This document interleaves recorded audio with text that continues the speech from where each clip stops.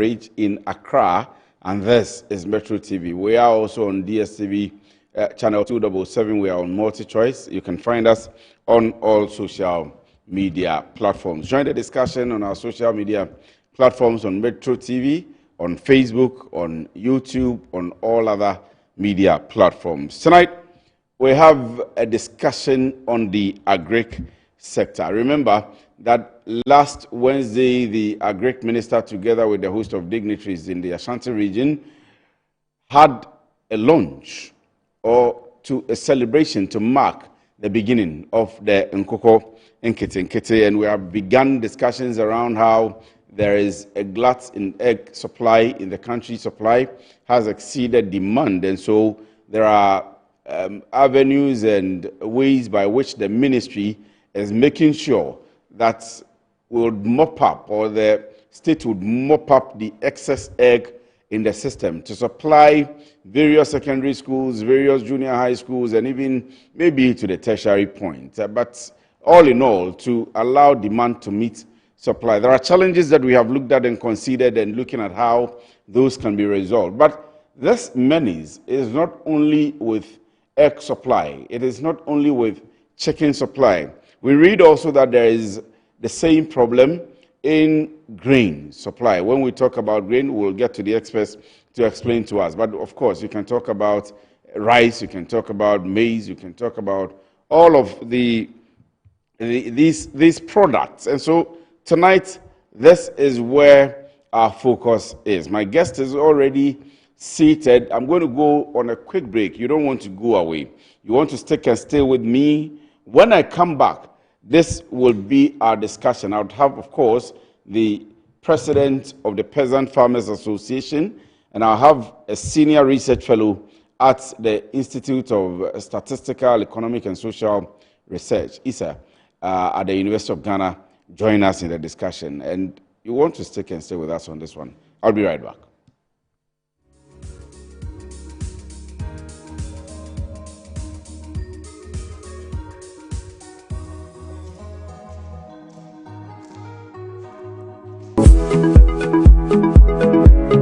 Sometimes the unexpected happens and the hero falls down in his own story. But he needs not stay down for long.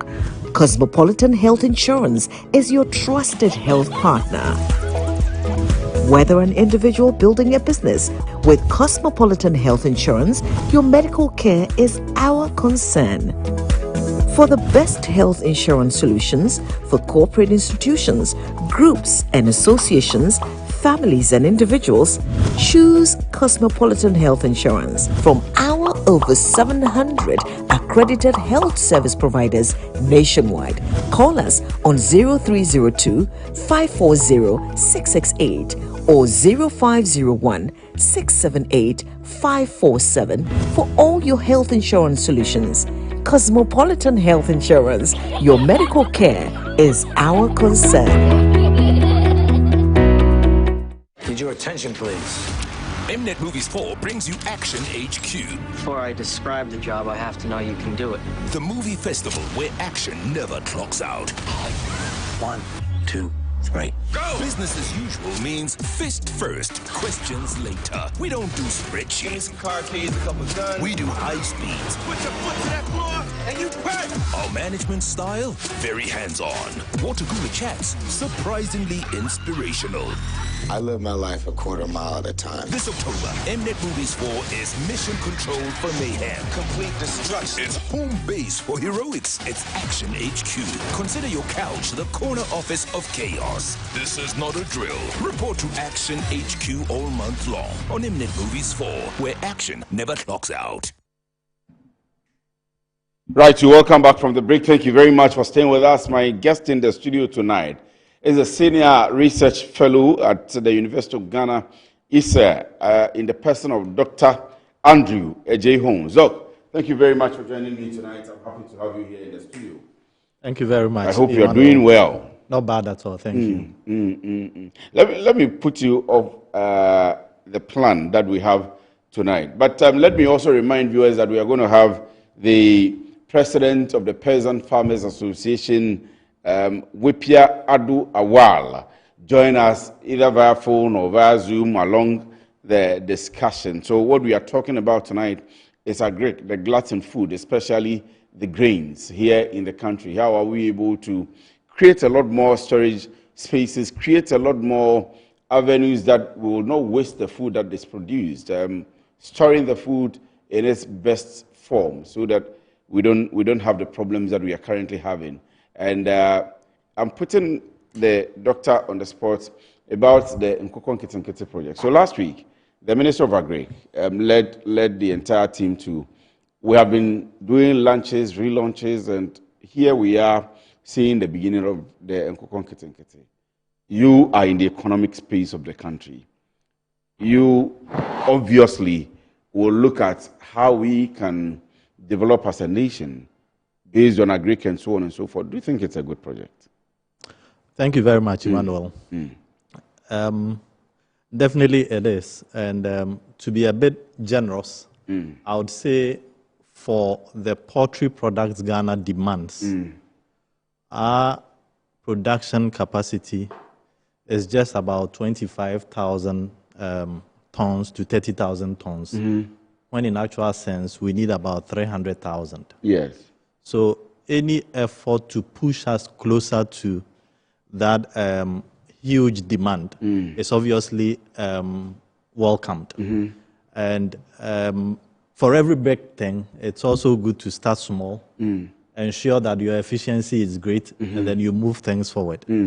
Mind you, if any Ghanaian takes a kilogram of poultry, we would say that just about 5% of it is produced in Ghana. Here in Ghana, yes. So that brings up two questions.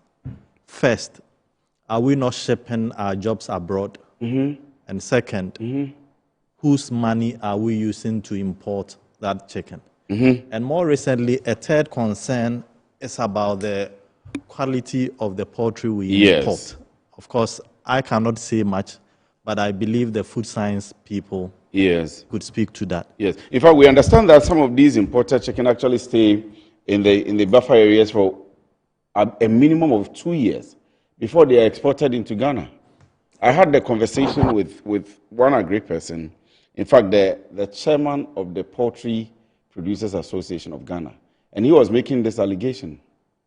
It could be so, but I wouldn't say that keeping something under refrigeration for 2 years is what is creating the problem. I don't know. But everybody would love to have fresh products. Yes. So if we can have it here in Ghana, I believe it's a great thing. To understand a bit more of the poultry sector, you might agree that a lot of our production happens in the Doma enclave. Yes. And a bit more in the Ashanti region. Yes. Ekropong, etc. Yes. Mind you, what we do within the Doma enclave is highly supported by resources coming out of Ivory Coast. There is a community called Anyibiliklo, and around that side, there is a lot of yellow maize which moves into Ghana to support our poultry. The feed. To become the feed for the poultry. Exactly. That is crucial. Second, there is also a really developed day-old chicks production in that enclave, which also supports our poultry production. So whenever there are issues with access to maize, especially from that enclave, you would see some difficulties in our poultry sector. Production. Yes. Of course, within Ghana, the maize for poultry production mainly comes from the Tumu area. Yes. Because they are able to produce relatively drier maize, which the poultry producers really love. So if things go well in Ivory Coast, the Middle Belt, thereabout, our poultry sector within the Doma enclave also thrives. And it might be interesting to also let you know that the main producer of poultry in that enclave, which we call Unity Farms. Within the Doma enclave? Yes, there's a family called Unity Farms. And I believe they may be controlling about 40% of what goes on. Of the entire production in the country? There, within within the enclave. Yes. And somehow they have linkages, I mean familiar linkages, brothers in Ivory Coast who support them. So that kind of relationship is there. Yeah, and I'm laying this foundation for you to understand that Yes. whenever you see challenges in our feed supply, Yes. sometimes it comes from what is happening in Ivory Coast. In return, we give them the spent layers and our poultry droppings. So they bring the maize, and when they are going back with their cars, they pick our spent layers and the poultry droppings back. So there's some kind of barter trade, All right, which is helping. So we cannot continue to depend on them for within the Doma poultry production. We need to also build our own capacity to produce the feed. But mind you, the same maize which human beings are eating in Ghana, poultry farmers also want it. So when there is tension over the little we produce, then production in poultry goes down or struggles a bit. Yes. But in 2024, remember that we mentioned there were some dry spells. Okay. So the anticipation was that production of maize, rice, and probably sorghum and the rest were not going to be so much. Therefore, there were some encouragement for people to import. But somehow the production was not so bad. So we have the imported maize within the country, and what we produce was not so much demanded by human beings. Therefore, that would directly feed into the poultry sector. And that is what you see when they say perhaps there is an overproduction of eggs, because the challenges within the supply of maize for poultry has been relaxed a bit. So in my opinion, whatever we are trying to achieve within the poultry sector is good, because the gap is so huge. And if we can work hard to bring it closer, I think we will be moving towards something great. I am tempted to think that all of the things you are telling me are based on data. And so I'm tempted to think it's research-based, because these are practical information you are giving me. Does the government know this? I believe so. I believe so. No, there will be snipers of information from the poultry producers, from the farmers, from egg buyers, and all of these people.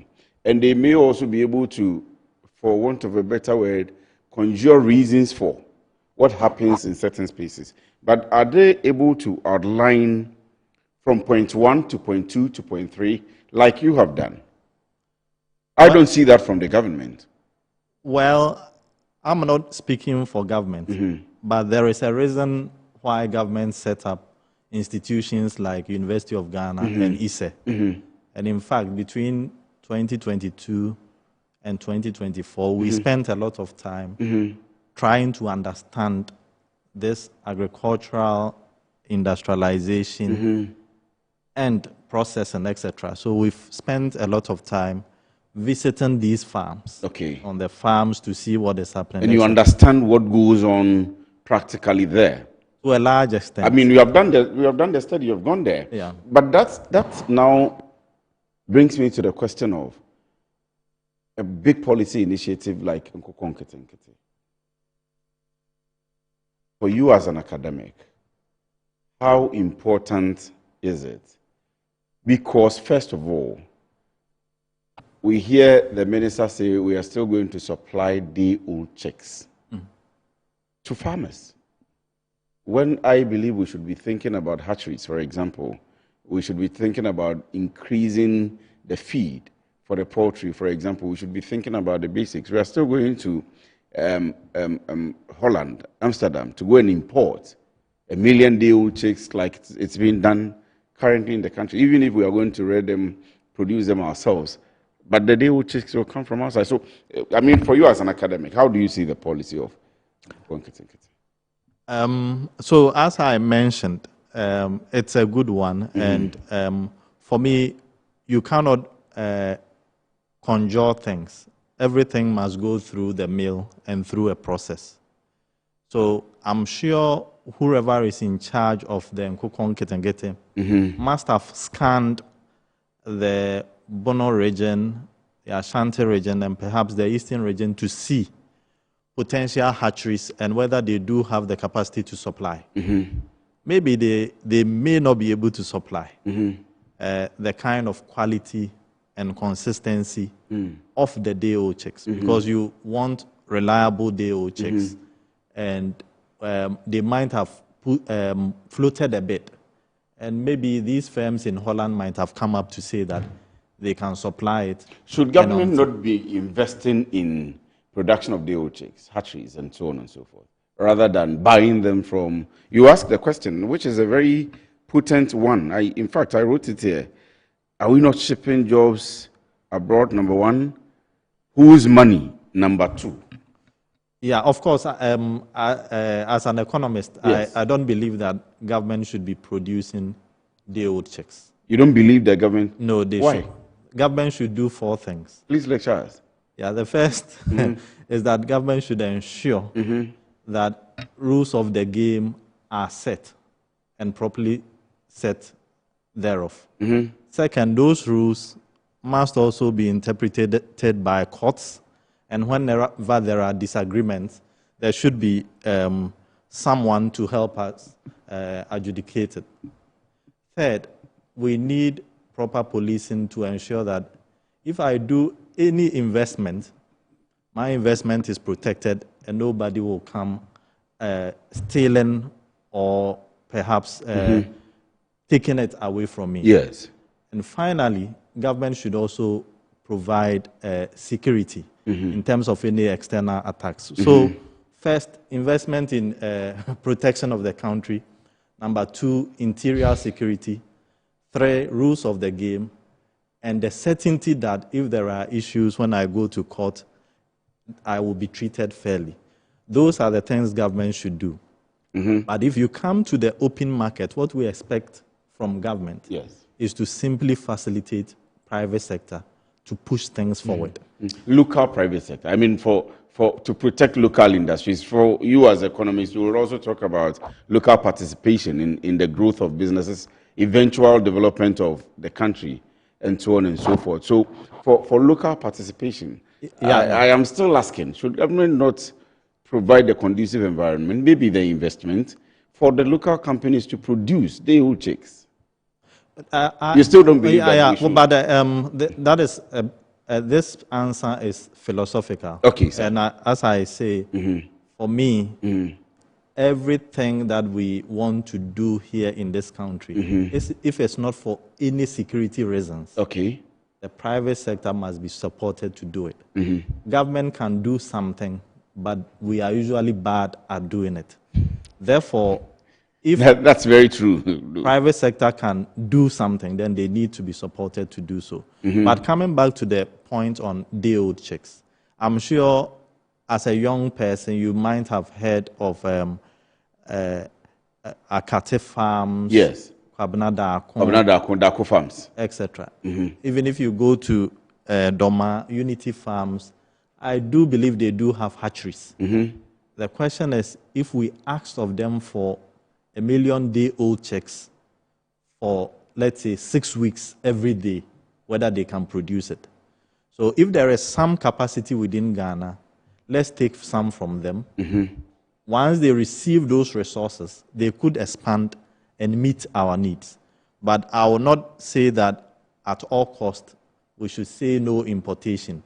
You build capacity before you start saying that no imports should come in. And I'm not sure the thinking which went into it, but I believe they might have done the math and know that with all the hatcheries available, maybe the quantities they are looking for may not be available when they... For the project, that the policy the government is trying to roll out now. Perhaps. And so it is okay to provide that environment for the private sector to thrive and also to engage.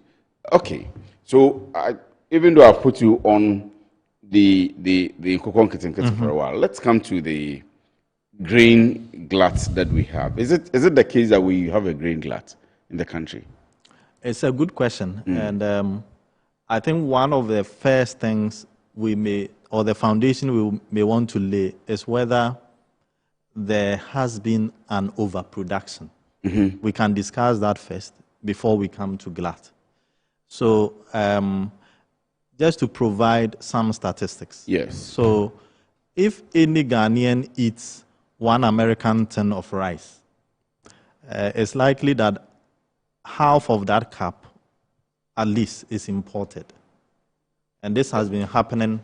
If any Ghanaian eats 1 cup of rice, yes, it's likely that half of that cup is imported. So in the last 10 years, all the consumption of rice in Ghana, Ghanaian farmers have been able to provide just 50%. And the rest of the 50% is imported. In For some rice. years, it's even higher. Yes. For maize, Ghana has done quite well. In many of the years, we import very little, and sometimes we even export some. So it's not a big issue. If you check sorghum and millet, most of our consumption, we produce it locally. And if any sorghum or millet products come in, maybe it might be processed. But otherwise, we are quite secure there. I'm limiting myself to these. To these 3. So we have rice, we have maize, we have sorghum and millet. Yeah, these 4. Okay, for these 4. Yes, but the cowpea, etc., we import a lot of it. When I say cowpea, it's what we use for the gari and beans. Yes. We import a lot of it from, I think, Niger, northern Nigeria, etc. So for most parts of the year, the beans we eat is not produced in Ghana.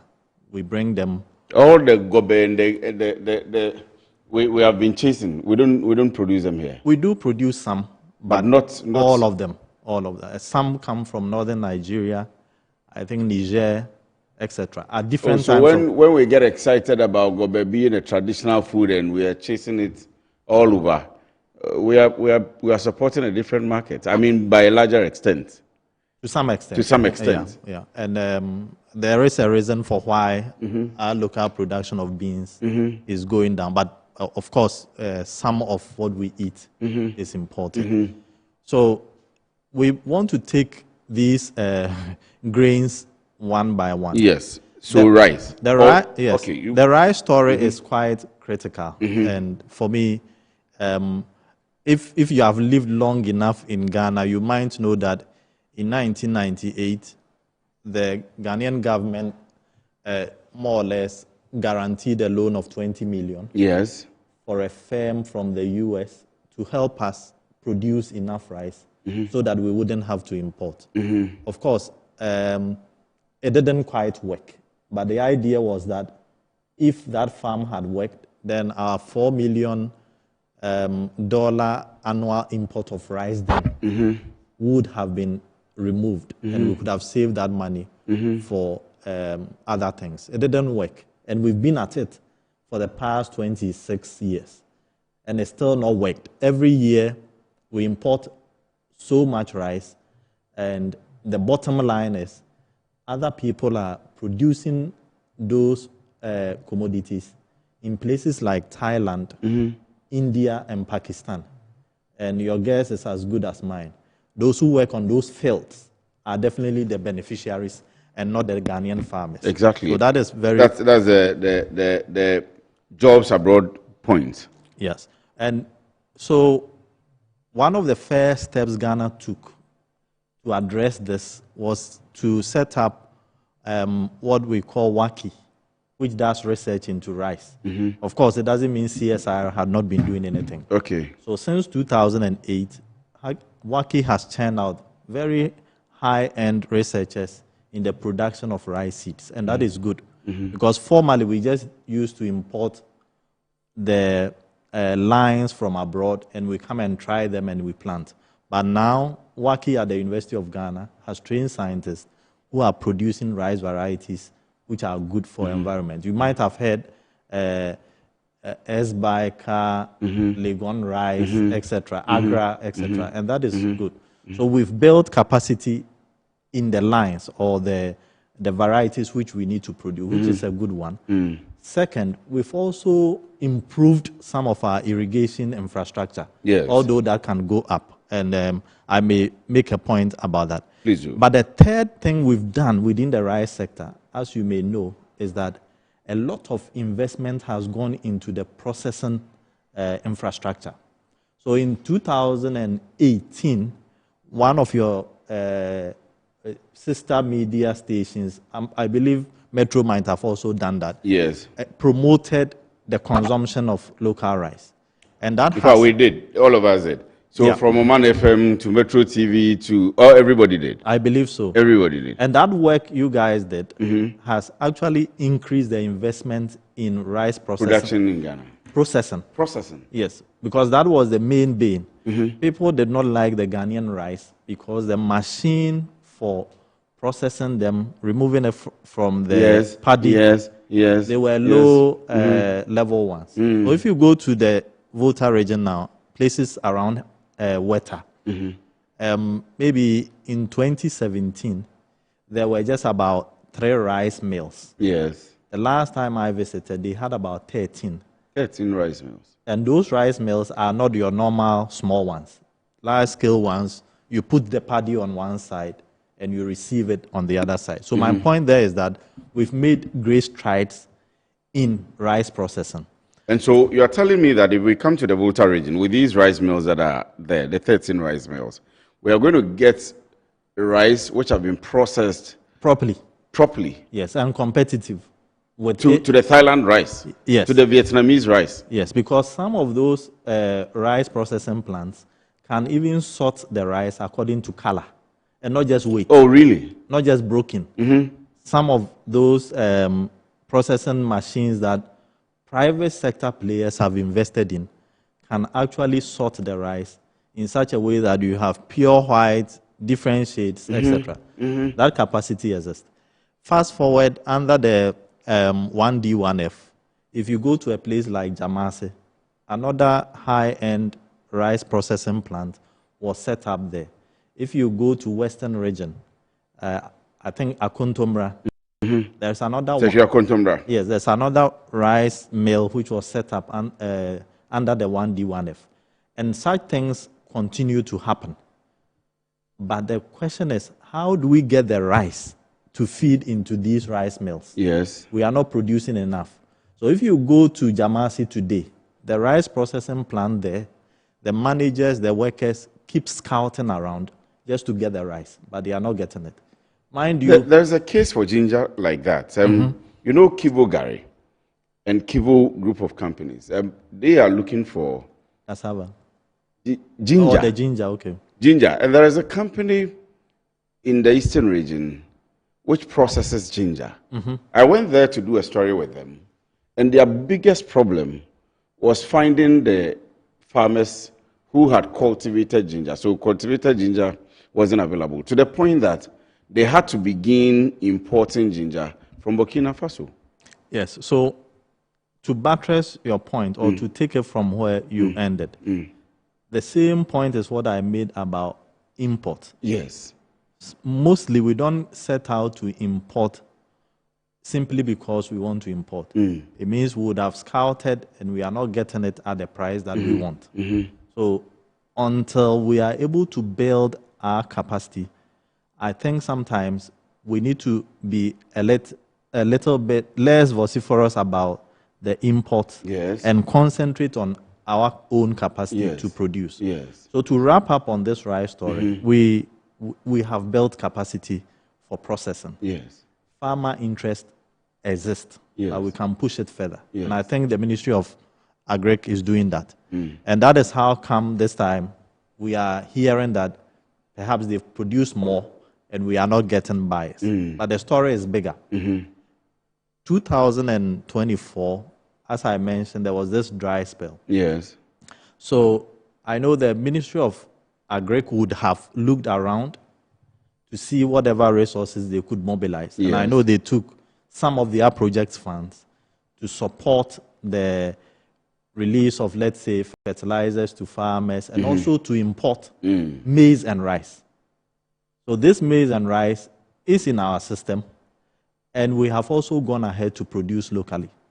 Now, what the challenge farmers in Tamale are having, farmers in the Volta region are having, is that they have rice, but the people who used to come and buy the middlemen are not coming as much. And when they do, the prices they are offering are quite low compared to what they have spent in producing their rice. So that is concerning. I know there are ambitious farmers in the Tamale enclave who would like to get 900 cedis for their paddy rice, the 84 The bag of rice. Yeah, the 84 kg paddy. But that is a bit ambitious. Yes. But I believe if they got 750, 700, they will like. But what the buyers are offering is between 500 and 600, sometimes 500. And for obvious reasons, my barn is already full. Nobody is You're a buying. farmer yourself? No, I am an aggregator. Oh, okay. So I have bought rice from you last year. I've not been able to sell. You've produced another set. You want me to come and buy. I will give you very low price. So that is what is happening. Second, remember that it's another dimension we might have not had a look. The Ghanaian cedi has also become a bit stronger. Okay. Because otherwise, some buyers would have quickly come from Burkina Faso even to buy. Yes. Even with the ban, maybe they would smuggle. They would try and come and buy some. But once your currency is stronger, it means that kind of trade, I believe, could also be affected. So these are the tensions the farmer faces on their farm and with buyers. Secondly, the other buyers in Accra who go to aggregators in the production centers to buy the local rice now have access to cheaper imported rice. So why should I go in and buy the local rice, which is selling as maybe 25% higher? Right. They wouldn't do that. Nobody wants that stress. So with an appreciating currency, importers of rice can now bring in more rice from outside, mainly from Vietnam, 70%. And when that happens, and you are producing at a higher price, how do you get your rice off the table? And we may have some suggestions as we move on. So it is not really only about production above capacity or production exceeding demand. Not only that, no, but is that also part of the reasons? Our production has not exceeded demand. We consume more than we produce. In the last 8 years, every year, we have been consuming at least 1.2 million tons of rice. Tons of rice. And we have been producing averagely half of that. So what it is that I have the Peasant Farmers Association's president. Oh, he's online? He's online. Okay. He's been listening to you. Wepia Adu Awal is online. Mr. President, good evening. Thank you very much for joining me. I'm sure that you've been following the conversation, especially that of the rice. And even though we are talking about food gluts, especially in the area of grain, we are learning that, of course, it cannot be that production is exceeding demand because we have, for the rice specifically, we don't consume or we don't produce more than 50% of the rice we consume every year. And so the issues of importation, the issues of price differences between aggregators and suppliers or the farmers, the issues of the city and every other thing may be affecting it.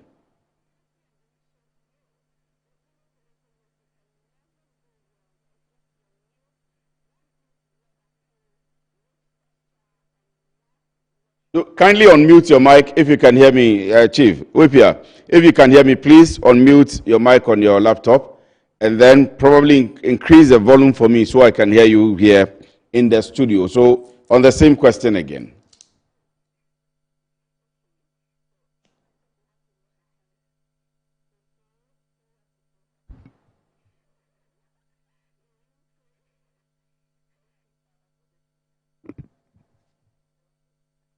Wipia, can you hear me?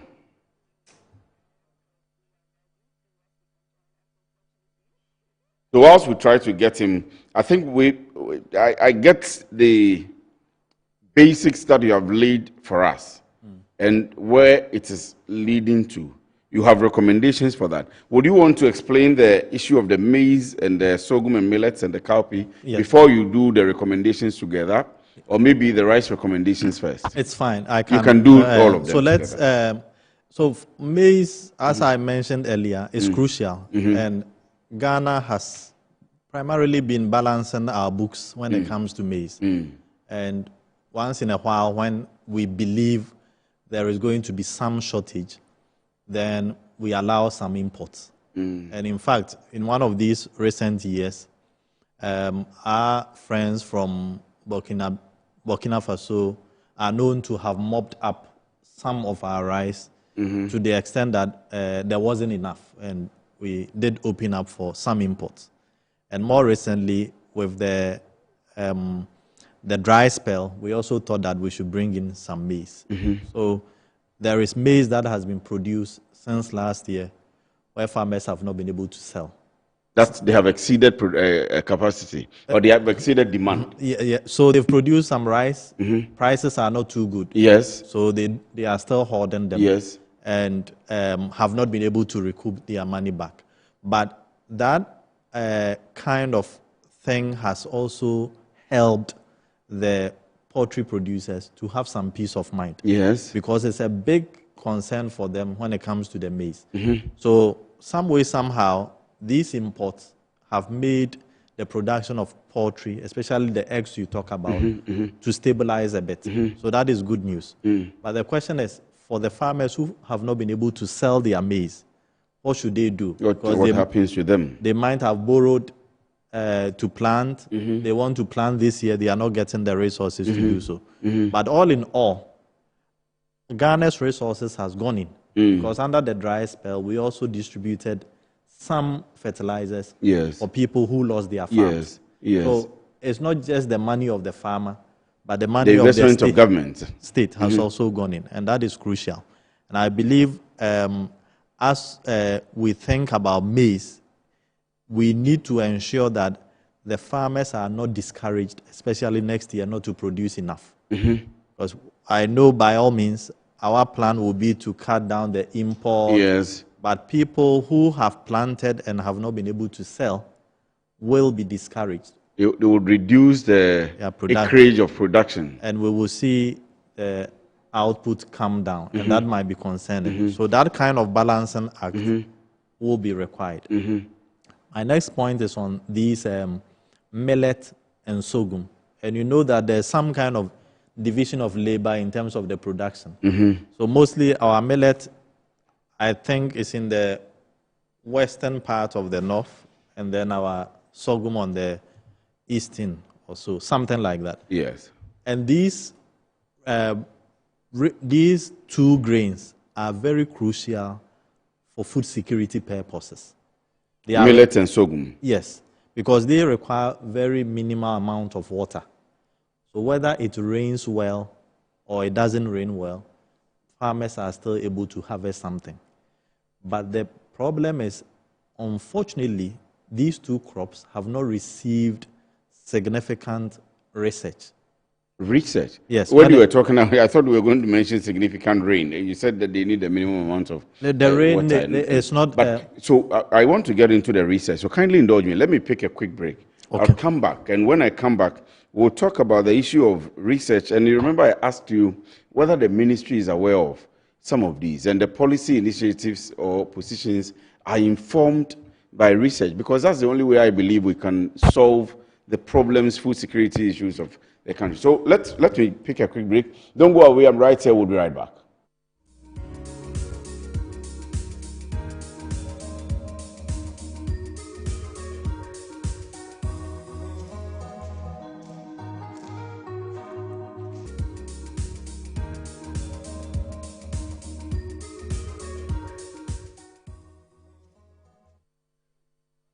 You're welcome back from the break. So we are still talking about the agriculture space, especially in the area of grains. Do we have food gluts, and what exactly is happening? What we've been going through so far is what I think a learning curve of how these things happen, especially in the space of agriculture. And we have Dr. Andrew Ejay Holmes from the University of Ghana, ISE here. Should I call it a lecture on some of the things that we see, and he giving us why they happen. We've been talking about rice, we've been talking about maize. We are currently on sorghum and millet. But again, I would allow him to go into the place of research. How research, or what is the place of research in all of these that we are talking about? How should we take it, very importantly, as a country, to be able to place things right? Yeah, so thanks a lot, Emmanuel, again. And my point about research comes into two forms. First of all, for the agricultural value chains, one of the biggest portion has to do with the production. And the production relies heavily on the quality of seeds and fertilizers. So those kinds of research is usually undertaken by the agronomists. And as I mentioned, crops like maize are not orphaned when it comes to research. They receive quite significant resources for research. So the seed systems for maize are quite okay, even though we can improve our cold storage systems for our seeds. The seed systems for rice is not that great, and we need to pay attention. I mentioned earlier that for people who do rice research for the promotion and the generation of seeds, it's improving at the University of Ghana, CSIR, etc. But we need to also build our cold systems for the storage of high-quality rice seeds. The third point is about these healthy crops, the millet and sorghum, which is not receiving so much resources for research. But we know that they do have positive effect on our health and diet. And as I said, they are also more climate change resilient. So we need to pay attention to them. Resources ought to go there. So that kind of research for production is crucial. But more importantly, you do not go and produce without understanding your market. And the Metro TV, insightful and inspiring moments. It's because of lack of readily available research which tells us, or which should have told us That there is glut. what was going to happen this year. Okay. So before the year begins, not to call out any names, but I know that the Ministry of Agric has a very strong research department. They call it CERIT. So they are in charge of the data, etc. And we need to encourage them to give us forward-looking data which tells us what is... Doc, do they need the encouragement? That's their duty. That's their business. That's what they are paid to do. So they should have all of this information and, in fact, be able to do the projection that we are talking about. I'm sure the motivation exists, human capital-wise.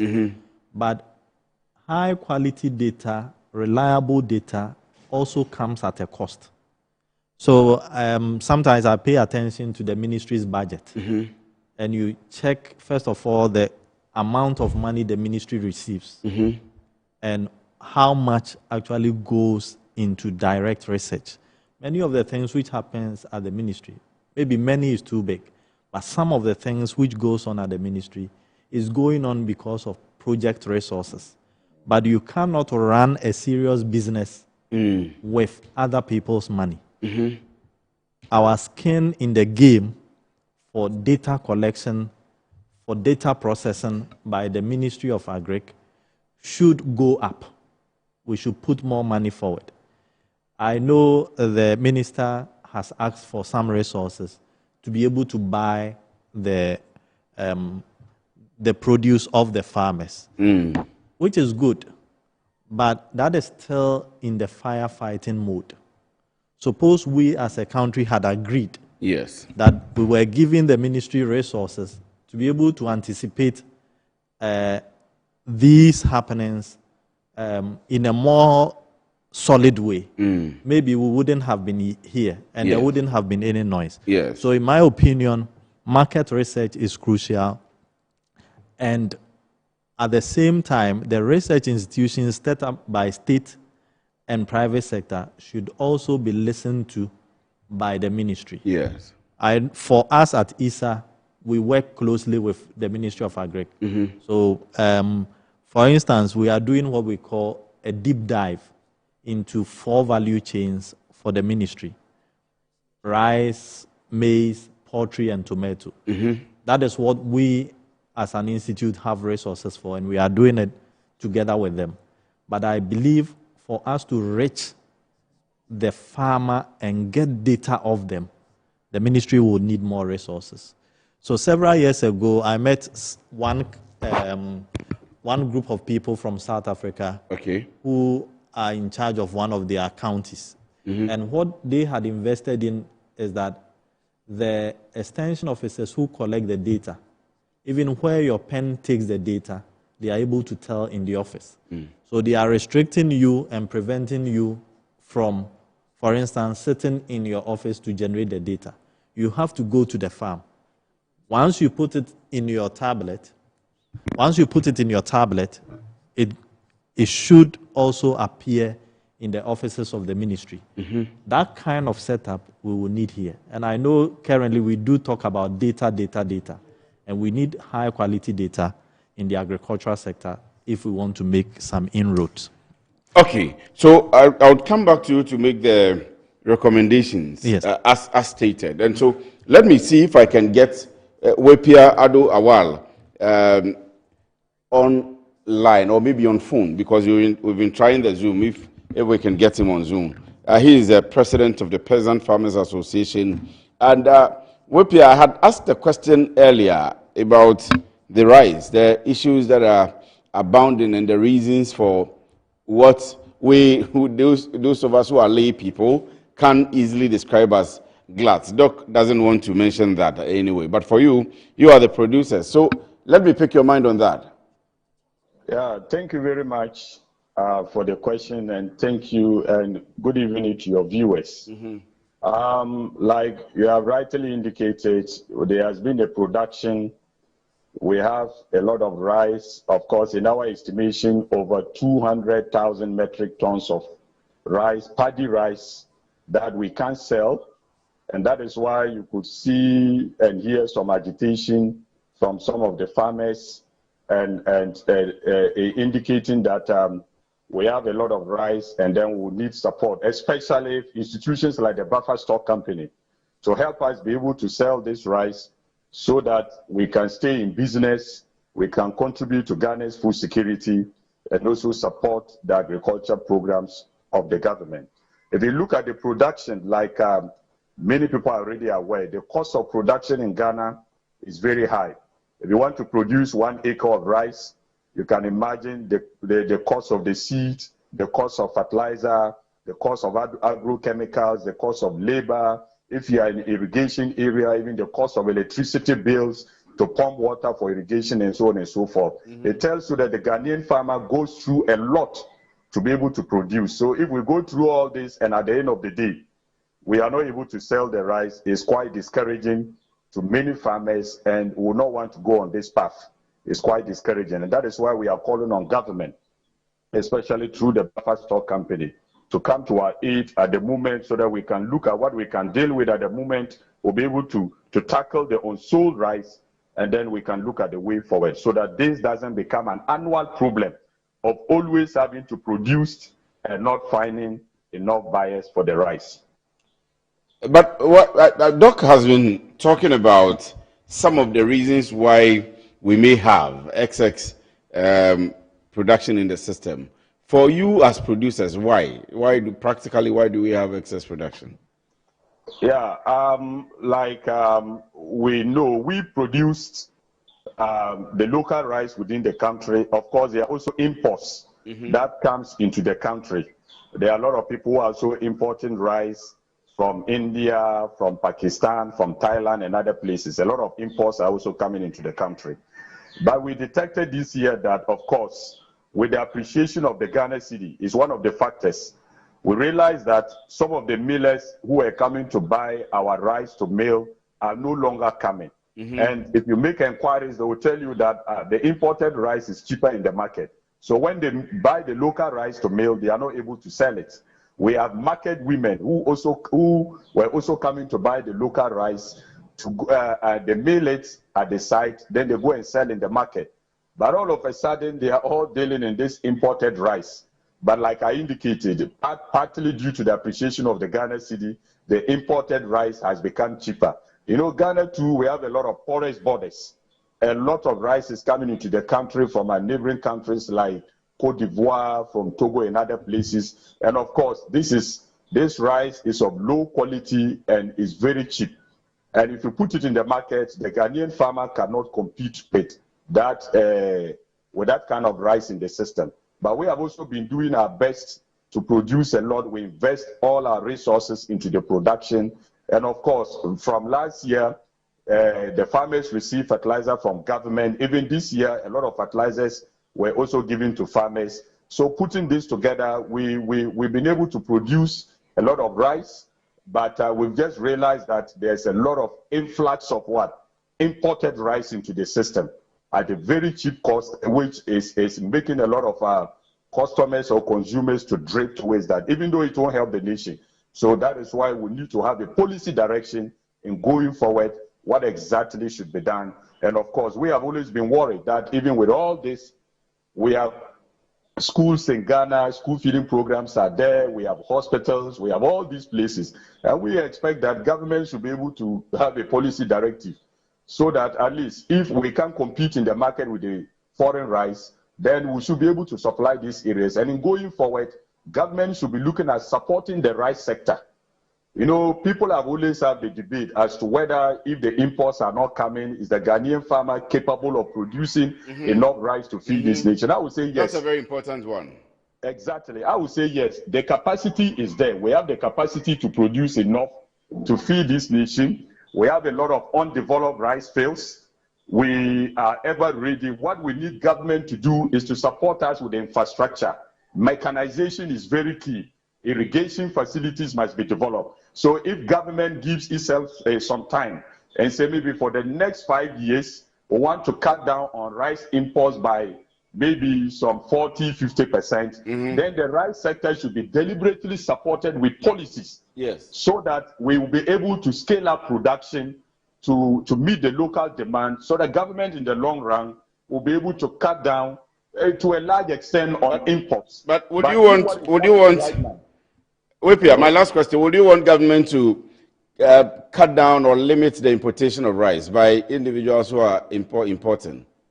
Of course, at the moment, if you look at what is happening, we would have wished that if there is a kind of limitation on, if government places some kind of limitation on rice imports, of course, it will also up the local demand for what is in the country. But like I also said, apart from that, government must also strengthen the borders, because we have all kinds of cheap rice that is coming into the country unaccounted for. So government have to look at all that. But I think in the long run, there should be that deliberate policy for locally produced rice to be consumed in the country, and government should deliberately promote it.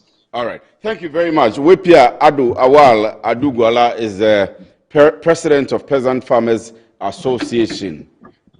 Thank you very much for staying with us. I'm told you have stayed with us from the beginning of the conversation, but unfortunately my time is up. When you are in Accra, let's have a conversation around the entire discourse. But Doc, let's round up. I have just about a minute. Let's do the recommendations in a minute so we can round up. So I would say that it's policy.